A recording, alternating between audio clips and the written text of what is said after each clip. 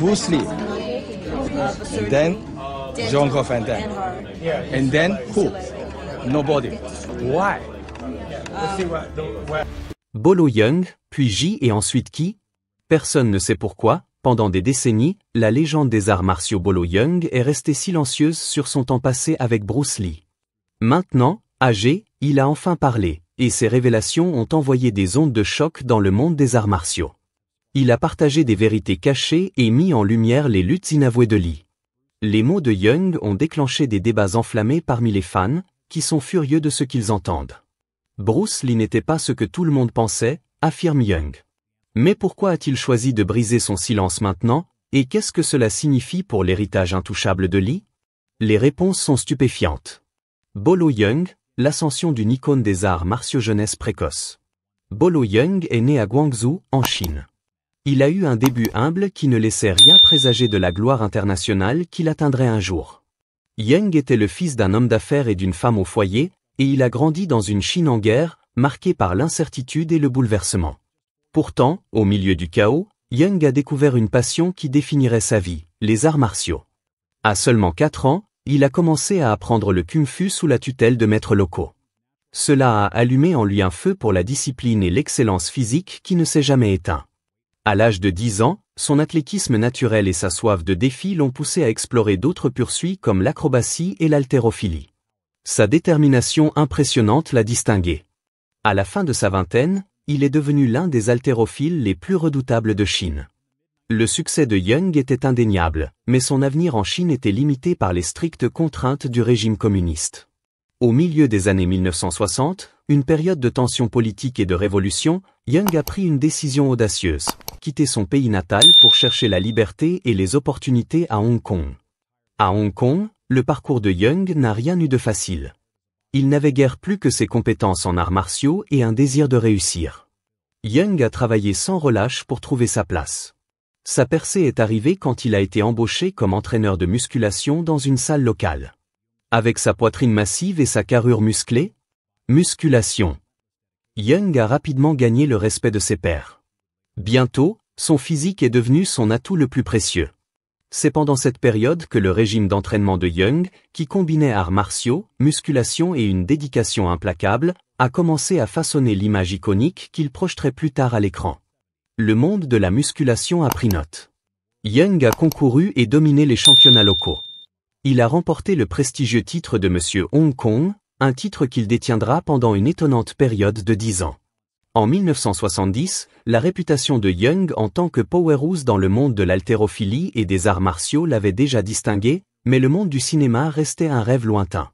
Cette année-là, cependant, le destin est intervenu quand un éclaireur de talent des Shaw Brothers Studios, la principale société de production cinématographique de Hong Kong, a repéré le potentiel brut de Yeung. Il a été casté dans un rôle mineur dans The Wandering Swordsman, un film qui marquerait son premier pas sur grand écran. Le studio a rapidement reconnu la prouesse physique de Yeung et l'a casté dans une série de rôles, presque toujours en tant que vilain. Sa stature imposante, couplée à une présence intimidante, en faisait l'antagoniste idéal, bien que cela signifie aussi qu'il était souvent enfermé dans des types similaires. La gamme de rôles qu'il pouvait interpréter semblait restreinte, mais Yeung, toujours le combattant déterminé, a refusé de se laisser définir par cela. Acting. Mais l'entrée précoce de Yeung dans le monde de l'acting n'était pas sans défi. Les barrières linguistiques, les ajustements culturels et la concurrence féroce dans l'industrie cinématographique florissante de Hong Kong ont testé sa persévérance. Mais la discipline qu'il avait aiguisée à travers des années d'arts martiaux et de musculation ne s'appliquait pas seulement à la physicalité, elle est devenue sa force directrice dans le film. Yeung a abordé l'acting avec la même focalisation méticuleuse qu'il donnait à chaque séance d'entraînement, chaque pratique. Il n'apprenait pas seulement à agir, il apprenait à façonner une persona, à incarner des personnages avec profondeur. Tandis qu'il enchaînait rôle après rôle, Yeung a commencé à redéfinir l'archétype du vilain. Plus seulement une figure brutale, ses antagonistes étaient aiguisés, calculés et souvent moralement complexes. Cette approche nuancée a attiré l'attention des réalisateurs et du public, lui valant une réputation de l'un des vilains les plus captivants du genre. Il n'a pas fallu longtemps pour que sa physicalité distinctive devienne une marque de fabrique, lui assurant des rôles marquants dans des films comme The Heroic Ones et Five Finger of Death. C'est pendant cette période que l'ascension de Young s'est véritablement accélérée.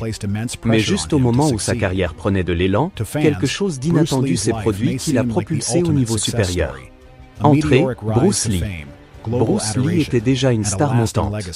Il a reconnu en Young quelque chose que les autres avaient négligé, son mélange unique de force, de compétences et de charisme.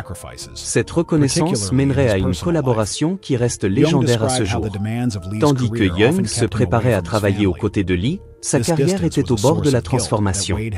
La discipline et la détermination qu'il avait portée d'une petite salle de gym à Hong Kong au plateau des Showbrothers étaient maintenant en train de poser les bases de quelque chose de bien plus grand. Peu savaient que son partenariat imminent avec Bruce Lee ne changerait pas seulement sa vie, mais façonnerait l'avenir du cinéma des arts martiaux pour toujours. Bolo Yeung et Bruce Lee, un partenariat légendaire, La trajectoire de Bolo Yeung en tant qu'icône des arts martiaux a été changée à jamais lorsqu'il a croisé la route de Bruce Lee. Leur rencontre, aussi improbable qu'elle semble, a eu lieu pendant le tournage d'une publicité pour cigarettes Winston au début des années 1970. Au premier regard, ce cadre semblait banal, mais il marquait le début de l'une des collaborations les plus légendaires du cinéma des arts martiaux. Lee avait un œil aiguisé pour le talent, et il a reconnu un potentiel inexploité en Young qui pouvait ajouter une nouvelle profondeur aux films d'arts martiaux. Leur rencontre initiale n'était pas seulement une opportunité professionnelle, c'était aussi une rencontre entre deux esprits profondément passionnés par leur article. Bruce Lee voyait en Bolo Yeung un fellow artiste martial qui partageait sa dédication à repousser les limites. De même, Young admirait la versatilité et l'approche innovante de Lee envers les arts martiaux. Ce respect mutuel a posé les fondations d'une amitié qui transcenderait les limites de l'industrie cinématographique. Dès le début, la curiosité de Lee pour le régime d'entraînement de Young était évidente. L'ancien champion de musculation a impressionné Lee par sa dédication à maintenir un pic de condition physique. En retour, Lee a partagé des insights de sa philosophie des arts martiaux qui mettait l'accent sur l'adaptabilité et la fluidité. Les deux s'entraînaient souvent ensemble, ils échangeaient des techniques et se défiaient mutuellement pour s'améliorer. Ces sessions n'étaient pas seulement physiques, elles étaient profondément intellectuelles. Les deux hommes exploraient activement l'équilibre entre force, vitesse et précision. Ce lien a culminé dans leur collaboration sur Enter the Dragon.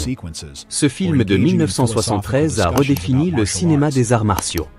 Pour Young, c'était un rêve devenu réalité, une chance de partager l'écran avec une légende dont l'influence remodelait déjà la perception globale des arts martiaux.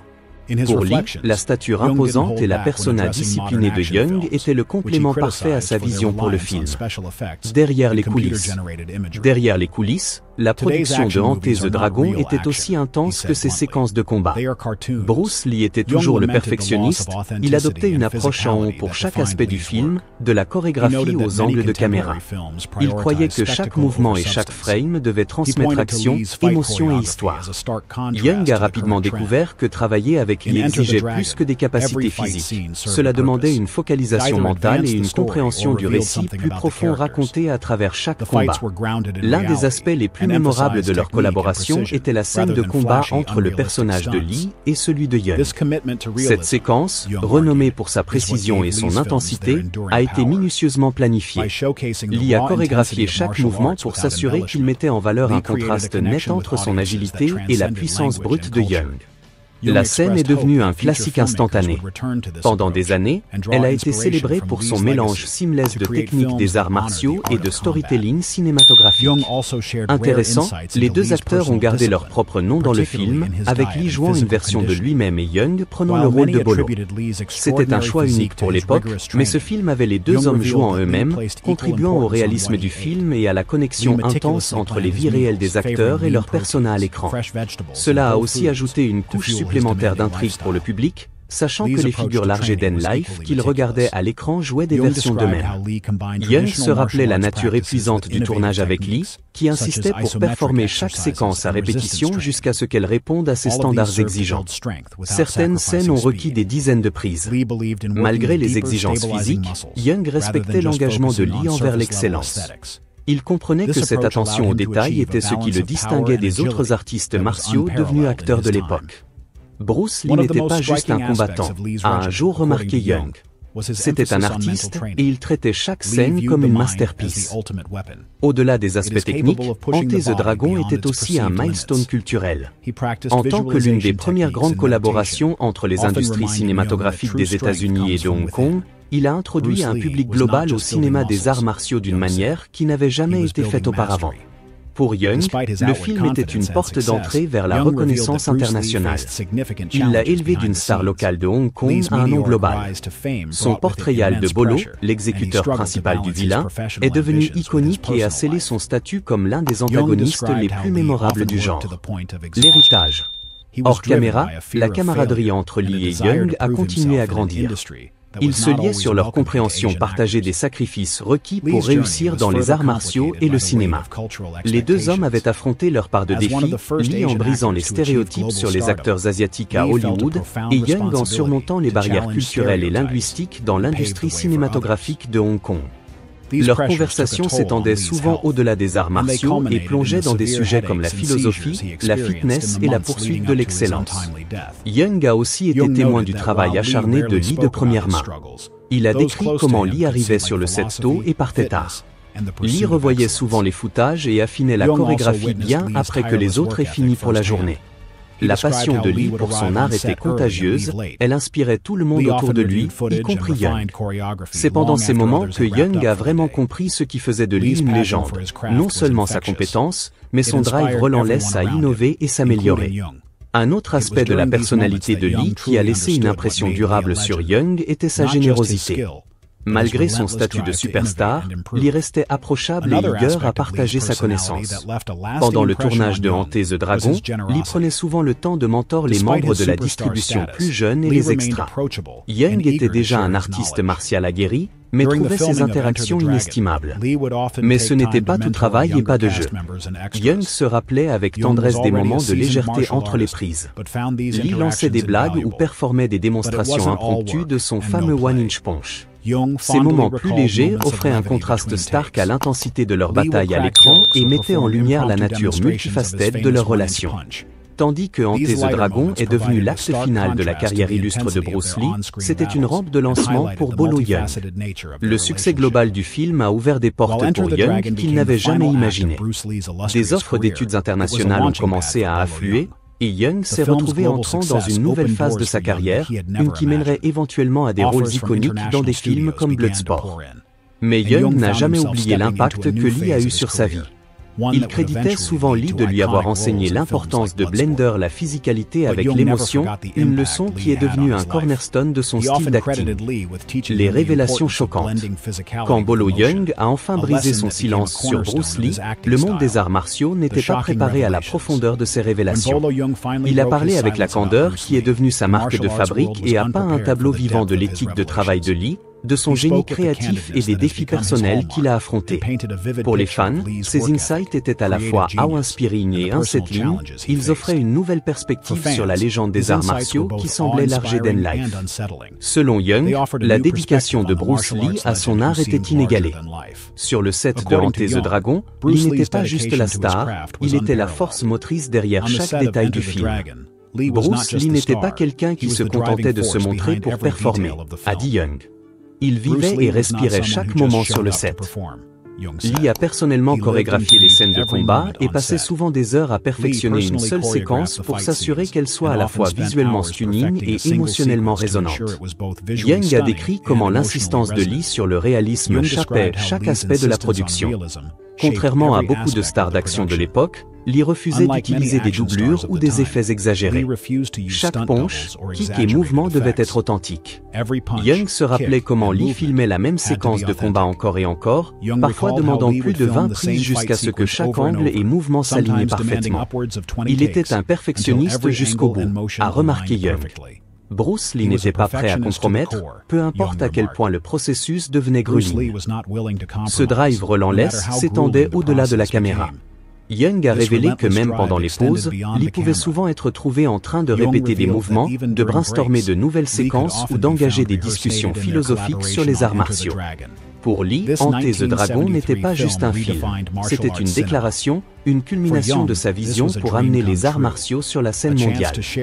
Dans ses réflexions, Young n'a pas retenu ses coups quand il s'agissait d'aborder les films d'action modernes, qu'il a critiqués pour leur reliance sur les effets spéciaux et les images générées par ordinateur. Les films d'action d'aujourd'hui ne sont pas du vrai action, a-t-il dit bluntly. Ce sont des cartoons. Young a déploré la perte d'authenticité et de physicalité qui définissait le travail de Lee. Il a noté que beaucoup de films contemporains priorisent le spectacle sur la substance. Il a pointé la chorégraphie de combat de Lee comme un contraste stark à la tendance actuelle. Dans Enter the Dragon, chaque scène de combat servait un but. Elle avançait l'histoire ou révélait quelque chose sur les personnages. Les combats étaient ancrés dans la réalité et mettaient l'accent sur la technique et la précision plutôt que sur des stunts flashy et irréalistes. Cet engagement envers le réalisme, a argumenté Young, est ce qui a donné aux films de Lee leur pouvoir enduring. En montrant l'intensité brute des arts martiaux sans embellissement, Lee a créé une connexion avec les audiences qui transcendait le langage et la culture. Young a exprimé l'espoir que les futurs filmmakers reviendront à cette approche et s'inspireront de l'héritage de Lee pour créer des films qui honorent l'art du combat. Young a aussi partagé des insights rares sur la discipline personnelle de Lee, particulièrement dans son régime alimentaire et sa condition physique. Tandis que beaucoup attribuaient le physique extraordinaire de Lee à son entraînement rigoureux, Young a révélé que Lee accordait une importance égale à ce qu'il mangeait. Lee planifiait méticuleusement ses repas, favorisant les protéines maigres, les légumes frais et les aliments entiers pour alimenter son mode de vie demanding. Entraînement. L'approche de Lee envers l'entraînement était tout aussi méticuleuse. Young a décrit comment Lee combinait des pratiques traditionnelles des arts martiaux avec des techniques innovantes comme les exercices isométriques et l'entraînement en résistance. Tout cela servait à builder la force sans sacrifier la vitesse. Lee croyait en travailler les muscles stabilisateurs plus profonds plutôt que de se focaliser seulement sur les esthétiques de surface. Cette approche lui permettait d'atteindre un équilibre de puissance et d'agilité qui était imparallèle à son époque.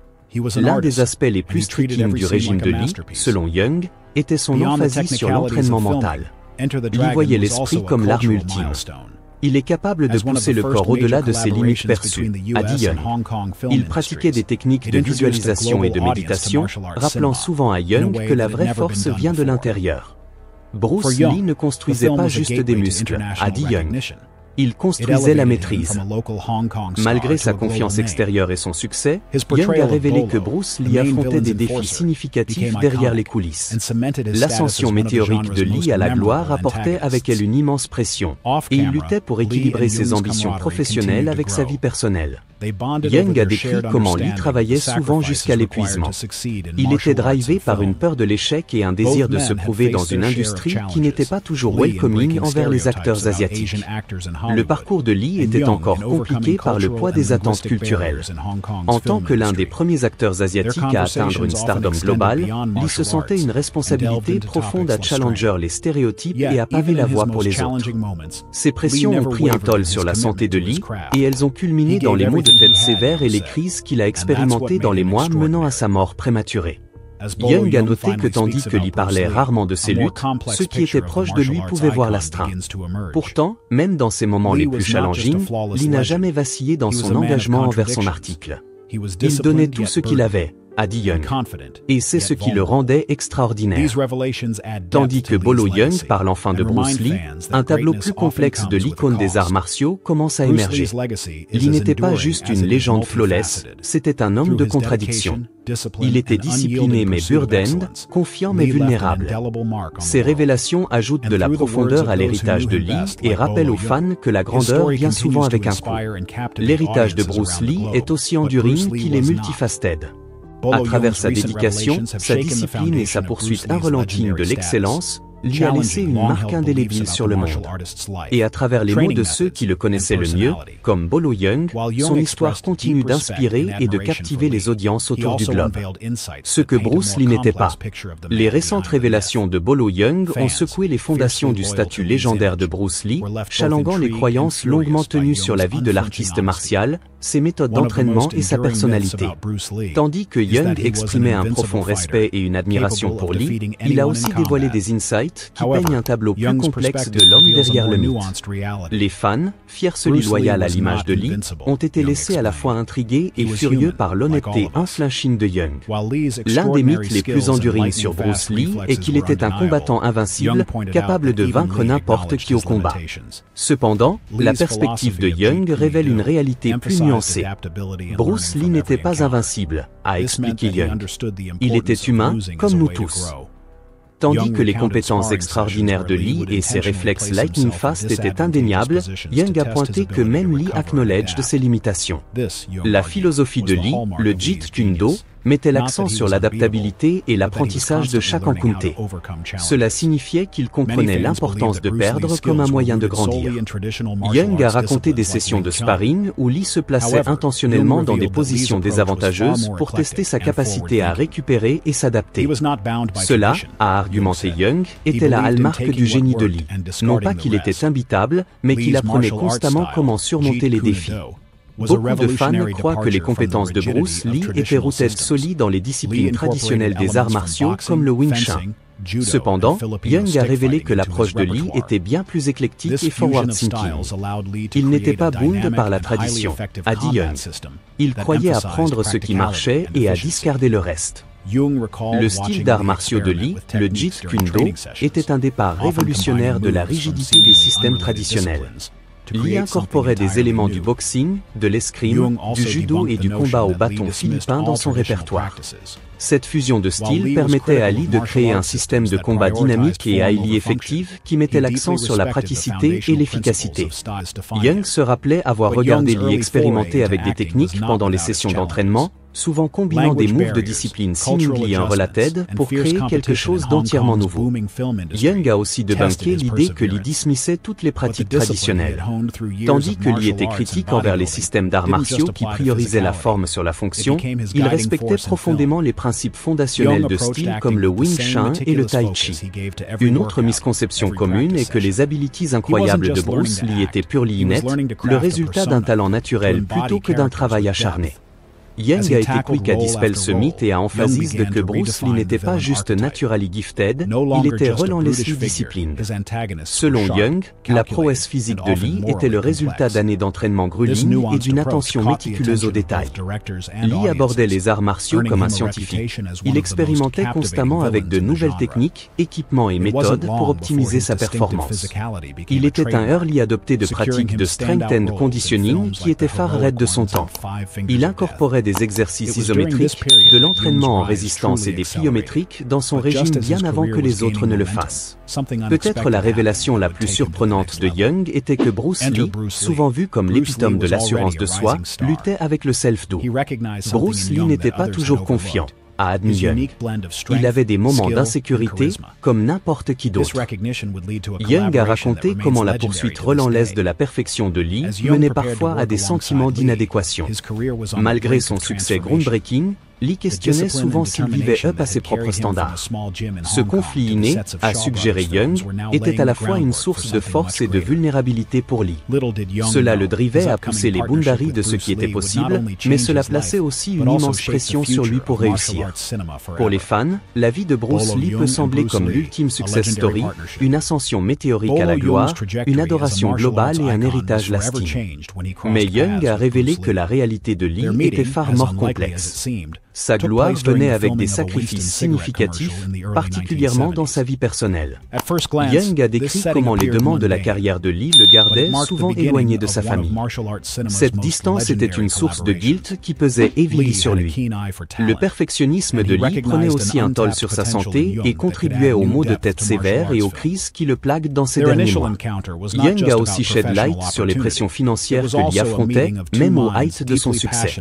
Malgré sa popularité, Lee n'était pas immune à l'exploitation qui était commune dans l'industrie du divertissement à l'époque.